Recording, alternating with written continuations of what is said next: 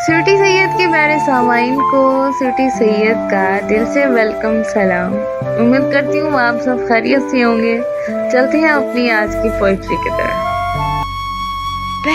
पहली बार स्कूल जाने से डर लगता था, आज अकेले ही दुनिया घूम लेते हैं। पहले फर्स्ट आने के लिए पढ़ते थे, आज कमाने के लिए पढ़ते हैं। कभी छोटी सी चोट लगने पर रोते थे, आज दिल टूट जाने पर भी संभल जाते हैं। पहले हम दोस्तों के साथ रहते थे, आज दोस्त हमारी यादों में रहते हैं।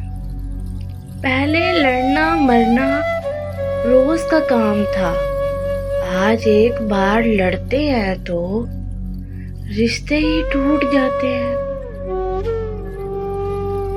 सच में जिंदगी ने बहुत कुछ सिखा दिया,